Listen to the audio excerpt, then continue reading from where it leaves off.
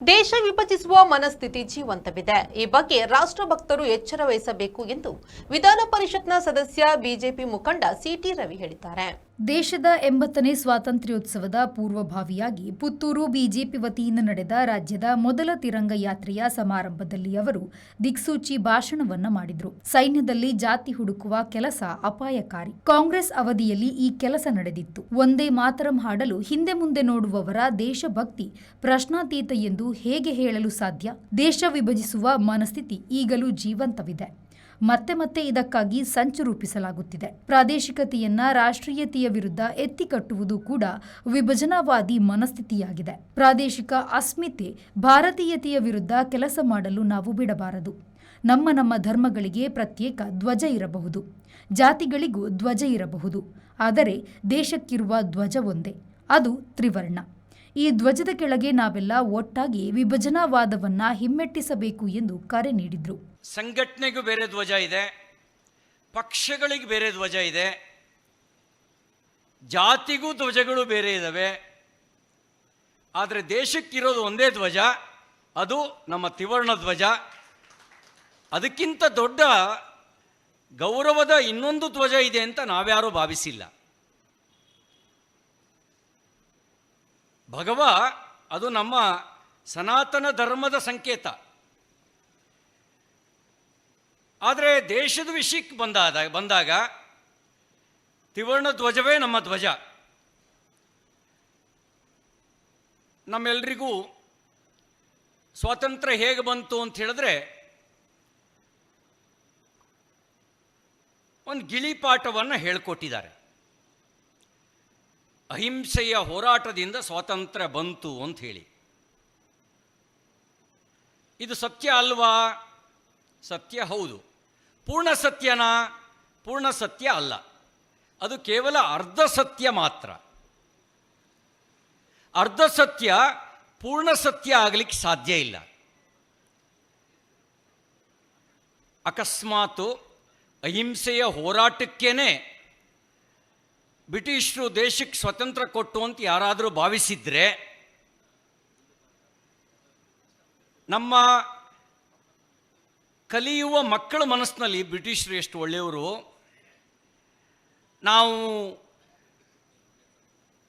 ಸತ್ಯಾಗ್ರಹ ಕೂತ ತಕ್ಷಣವೇ ಬಿಟ್ಟು ಹೋಗ್ಬಿಟ್ರು, ಅವರೆಷ್ಟು ಒಳ್ಳೆ ಜನ ಇರಬೇಕು ಅಂತ ಭಾವನೆ ಬಂದುಬಿಡುತ್ತೆ. ಬ್ರಿಟಿಷರು ಅಷ್ಟೊಂದು ಒಳ್ಳೆ ಜನ ಅಲ್ಲ. ಪೂರ್ಣ ಸತ್ಯ ಏನು ಅಂದರೆ, ಕ್ರಾಂತಿಕಾರಿಗಳು ಬ್ರಿಟಿಷರು ನಿದ್ದೆ ಮಾಡೋದಕ್ಕೂ ಅವಕಾಶ ಕೊಡದೆ ಚಡ್ಡಿ ಒದ್ದೆ ಮಾಡ್ಕೊಳ್ಳೋಂಗೆ ಮಾಡಿದ್ರಲ್ಲ, ಅದು ಪೂರ್ಣ ಸತ್ಯ. ಬ್ರಿಟಿಷರ ಚಡ್ಡಿ ಒದ್ದೆ ಆಗ್ತಿತ್ತು, ಯಾರನ್ನ ನೋಡಿ ಅಂದರೆ ಕ್ರಾಂತಿಕಾರಿಗಳ ಹೆಸರನ್ನು ಕೇಳಿ. ನಾವು ಭಾವಿಸಿದ ಸ್ವತಂತ್ರ ಹೋರಾಟಗಾರರು ಯಾವ ಸ್ವಾತಂತ್ರ್ಯಕ್ಕಾಗಿ ಹೋರಾಟ ಮಾಡಿದ್ರು ಆ ಭಾರತವೇ ನಮಗೆ ಸಿಗ್ತಾ ಇತ್ತು. ಲಾಲಾ ಲಜಪತ್ ರಾಯ್ ಹೋರಾಟ ಮಾಡಿದ ಪಂಜಾಬಿನ ಬಹುಭಾಗ ಪಾಕಿಸ್ತಾನದ ಭಾಗ ಆಗಿಬಿಡ್ತು.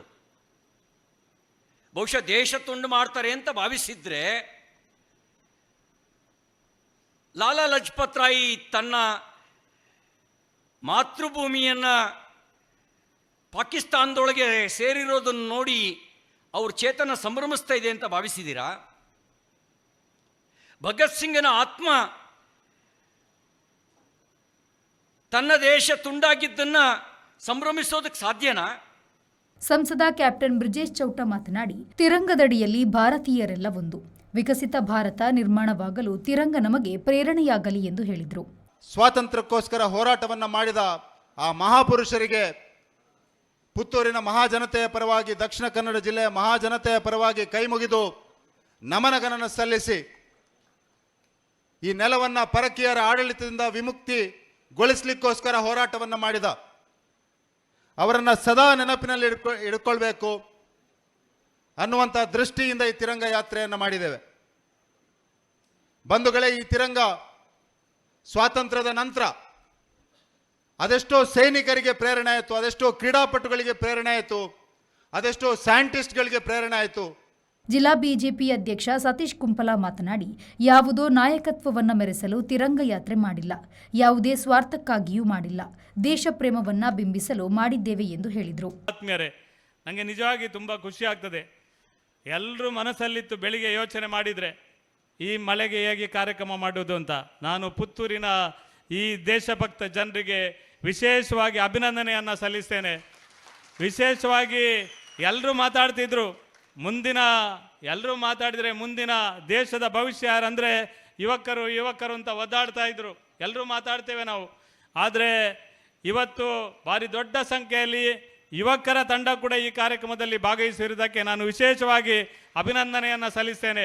ಶಾಸಕರಾದ ವೇದವ್ಯಾಸ್ ಕಾಮತ್, ಡಾಕ್ಟರ್ ಭರತ್ ಶೆಟ್ಟಿ, ಹರೀಶ್ ಪೂಂಜಾ, ಭಾಗೀರಥಿ ಮುರುಳ್ಯ, ರಾಜೇಶ್ ನಾಯಕ್, ಉಮಾನತ ಕೋಟ್ಯಾನ್, ವಿಧಾನ ಪರಿಷತ್ ಸದಸ್ಯ ಕಿಶೋರ್ ಕುಮಾರ್ ಬೊಟ್ಯಾಡಿ, ನಗರ ಮಂಡಲ ಅಧ್ಯಕ್ಷ ಶಿವಕುಮಾರ್ ಕಲ್ಲಿಮಾರ್, ಬಿಜೆಪಿ ಪುತ್ತೂರು ಗ್ರಾಮಾಂತರ ಮಂಡಲ ಅಧ್ಯಕ್ಷರಾದ ದಯಾನಂದ ಶೆಟ್ಟಿ ಉಜಿರೆಮಾರು, ಮಾಜಿ ಶಾಸಕರಾದ ರೂಪಾಲಿ ನಾಯಕ್, ಸಂಜೀವ ಮಠಂದೂರು, ಬಿಜೆಪಿ ವಿಭಾಗ ಪ್ರಭಾರಿ ಭಾರತೇಶು ಉಪಸ್ಥಿತರಿದ್ದರು.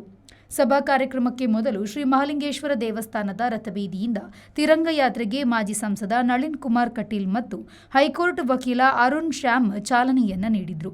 ಮುಖ್ಯ ರಸ್ತೆಯಲ್ಲಿ ಸಾಗಿ ಬಂದ ಯಾತ್ರೆಯು ಕಿಲ್ಲೆ ಮೈದಾನದಲ್ಲಿ ಸಂಪನ್ನಗೊಂಡ ಬಳಿಕ ಪುರಭವನದಲ್ಲಿ ಸಭಾ ಕಾರ್ಯಕ್ರಮ ನಡೆಯಿತು. ಅನೀಶ್, ವಿ4 ನ್ಯೂಸ್, ಪುತ್ತೂರು.